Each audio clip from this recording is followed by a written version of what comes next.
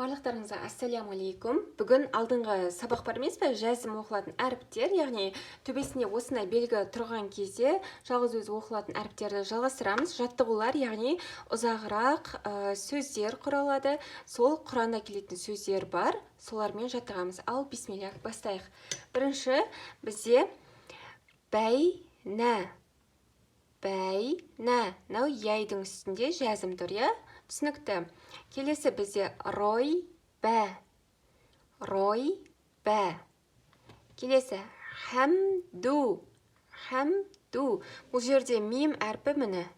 Хәмду. Келесі бізде яуми.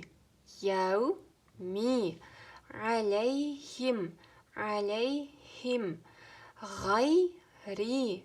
Ғайри. Ғайби. Яйдың үстіне жазым тұр. Келесі қабілика.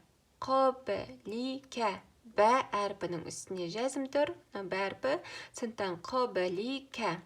Келесі унзиля. Нун әрпі соның үстіне жазым тұр. Унзиля. Илайхи.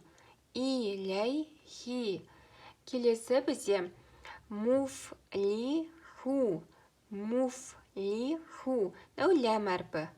Ләм әрпінің астында кәсіра тұр. Муфлиху. Келесі юнфиқу. Әңсәртә. Ләм тунзир. Мим әрпінің үстінде жазым тұр. Ләм тун. Нун әрпінің үстіне жазым тұр. Зир. Ра әрпінің үстіне жазым тұр. Бір сөзде үш жазым тұр. Қайталайық. Ләм тунзир.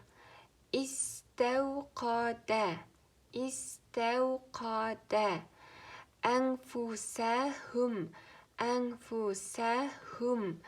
Яшру.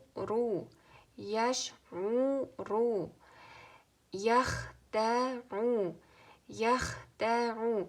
Яй әрпі үстінде кәсірі, одан кейін ха қырылда болатын ха әрпінің үстінде жазым тұр. Сондықтан яхдару. Якзибу. Юбсиру. Я'ламу. Муслиху. Мa'акум. Рабихат. Масалухум. Муфсиду. Камасали.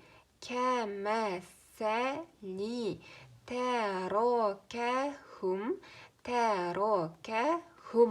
Осымен сабақ аяқталды. Барлықтарыңызға ассаляму алейкум.